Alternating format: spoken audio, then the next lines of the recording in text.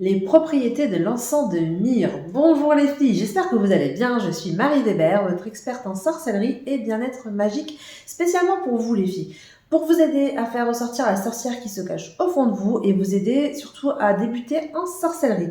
Et aujourd'hui, on va parler des propriétés de l'encens de myrrhe parce que je ne sais pas si vous êtes comme moi, mais quand j'ai commencé, moi je me suis retrouvée en boutique ésotérique et il y avait plein d'encens devant moi et je me disais, ok, mais à quoi ça sert, pourquoi les utiliser, etc. Je me posais plein de questions.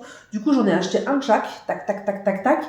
Et je me suis retrouvée des mois à la maison avec mes encens, avec mes résines, sans savoir ce à quoi ils servaient. Donc aujourd'hui, on va parler de l'encens de myrrhe, qui est vraiment l'encens de base à avoir à la maison, surtout quand on aime pratiquer les soirs de pleine lune. Mais avant ça, je t'invite tout de suite à télécharger ton test gratuit qui est offert en barre d'infos. Donc ça s'appelle « Quelle sorcière sommeille en toi ?» C'est moi qui vous l'ai fait aux petits oignons. Donc vous avez un test personnalisé avec des réponses pour savoir quelle sorcière sommeille en vous selon votre caractère, selon les réponses que vous aurez mis évidemment. Et ensuite, vous aurez des pistes pour comprendre, pour savoir par quoi commencer pour débuter en sorcellerie en fait. Ça vous donne un petit peu la petite impulsion et les petites idées pour vous mettre le pied à l'étrier. Mais aujourd'hui, on va parler de l'encens de myrrhe. Alors la myrrhe, c'est vraiment une résine, un encens à avoir chez soi. C'est vraiment, on va dire, quand on dit les must-have, les basiques, la myrrhe en fait partie. Je vous en montre, je dois en avoir, j'en ai des petites affaires. Alors, est-ce que c'est celle-ci? Oui, c'est celle-ci. Alors j'espère que le zoom va se faire, parce que des fois ça a du mal.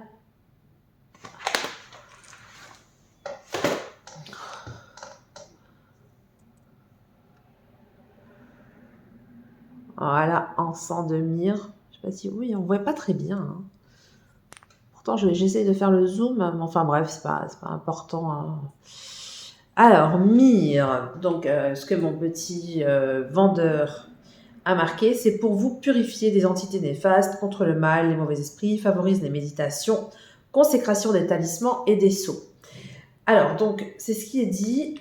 Faut savoir que le myrrhe, il est bien à utiliser les soirs de pleine lune. C'est vraiment pour honorer la déesse sacrée, le féminin, tout ce qui est en rapport avec la femme. C'est vraiment la résine par excellence à utiliser les soirs de pleine lune et les soirs d'Esba. On peut aussi la mélanger avec des plantes. La lavande est particulièrement recommandée les soirs d'Esba parce qu'elle a un grand rapport avec la déesse en fait, la grande déesse. Et on peut l'utiliser aussi pour la purification. C'est 100 fois mieux que la sauge, par exemple, hein. Ça, c'est top. Alors, comme c'est écrit dessus, on peut s'en servir pour les méditations. Pourquoi ça favorise les méditations? Parce que ça aide en fait à la concentration. Donc, ça va vraiment vous aider à vous en brûler un petit peu. Quand vous voulez faire une petite méditation, vous mettez une petite bougie blanche, un petit peu d'encens de résine de myrrhe hein, sur un petit charbon que vous faites brûler. Et vous verrez, ça va vraiment vous aider vraiment à la concentration. Et vous pourrez vraiment aller au bout de votre méditation, au bout des choses. Si vous avez des rencontres à faire, vraiment ça aide. C'est très intéressant de ce point de vue-là. Alors ensuite, ce que je voulais vous dire, c'est qu'il ne faut pas en mettre de trop. Mettez-en un tout petit peu. Vaut mieux en mettre un petit peu. Et quand c'est consumé, quand c'est utilisé, hop, vous en remettez un peu parce que ça fait vraiment beaucoup, beaucoup de fumée. Donc si vous ne voulez pas vous prendre toute la fumée ou enfumer votre pièce, ou alors faire sonner comme moi l'alarme incendie, ne remplissez pas votre encensoir. Hein. Vous faites chauffer votre charbon, vous en mettez un petit peu, puis vous en rajoutez au fur et à mesure. C'est aussi très bien pour les consécrations. Donc voilà, pour moi, c'était important de vous faire une vidéo, même si elle est très courte, pour vous parler de cette résine, hein, de cet encens. Oui, il y a quand même des morceaux qui sont assez gros, ils ont presque la taille de mon pouce dehors, mais vous les cassez hein, si vous arrivez, où il y a des plus petits bouts au fond. Mais c'est quand même important. D'en avoir chez soi quand on commence à faire des rituels. C'est vraiment une des bases. Hein. Donc voilà, je vous ferai une autre vidéo sur un autre encens qui est important d'avoir. Mais ça sera la semaine prochaine. J'espère que cette vidéo, même si elle est bien courte, vous aura plu. Mais avant de vous quitter, je me demande si je ne vais pas vous en faire brûler pour vous montrer un petit peu ce que ça donne. pour vous montrer un petit peu comment faire pour brûler ce type de résine. Je ne sais pas si vous en avez déjà utilisé, c'est un petit peu particulier. Et je pense que je vais vous... Ouais, allez, on va faire ça. Allez, c'est parti. Donc voilà, là je pense que vous voyez pas trop mal. Alors, je suis en train de faire mon petit bazar. J'ai sorti mes petits charbons. Vous voyez. Donc je prends ma bougie et on va d'abord faire chauffer le charbon.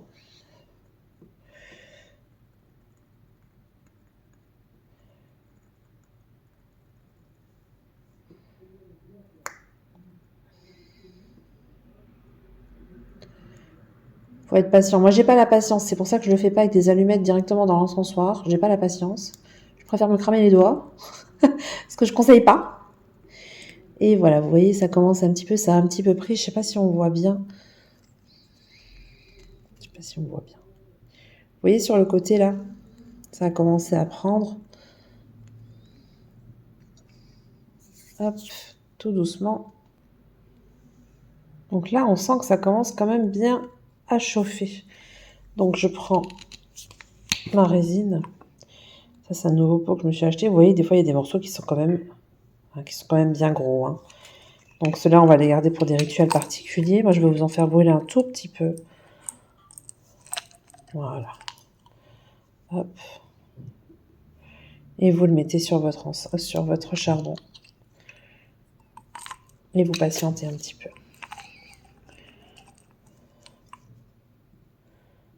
Hop. Et le charbon va se consumer tout seul. Et quand ça arrivera au niveau de la résine, eh ben ça sera bon. Vous voyez, ça va bientôt y arriver. Et ça commence à faire de la fumée. Vous voyez la fumée que ça fait? Donc voilà, l'encens de myrrhe. On peut l'utiliser pour beaucoup de rituels. Alors surtout assemblé à celui-ci, à l'oliban. Parce que la myrrhe, ça va vraiment être le côté féminin et l'oliban, le côté masculin. Donc ensemble, c'est un duo qui est top. Top, top, top. Et voilà, vous voyez la fumée que ça fait. Alors moi, la première fois que j'en ai utilisé, j'en avais mis beaucoup. Donc je vous dis pas. Il y a tout l'immeuble qui était au courant, qui a cru que j'avais un feu à l'appartement. J'ai toutes les sirènes qui se sont mises en route parce que j'avais vraiment mis de la fumée dans tout l'appart. Et du coup, j'avais tous les détecteurs d'incendie qui s'étaient mis en branle, quoi. Vous voyez? Pas mal de fumée quand même. Ça sent très très bon. Je trouve que c'est très apaisant. Donc voilà, j'espère que cette petite vidéo sur la myrrhe vous aura plu. Pour moi, c'est vraiment le must-have au niveau des encens.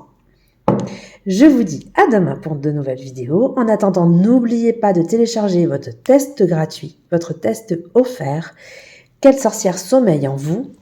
Et aussi, n'oubliez pas de vous abonner parce que chaque jour, je vous produis une nouvelle vidéo qui vous parle de rituels, de monde invisible, de numérologie, d'astrologie, de cartomancie. Enfin, j'essaie vraiment de balayer tout ce qui me plaît et j'espère que ça vous plaira aussi. Et donc, n'oubliez pas de vous abonner si vous ne voulez louper aucun contenu. Voilà, je vous dis à demain les boldus. Allez, ciao!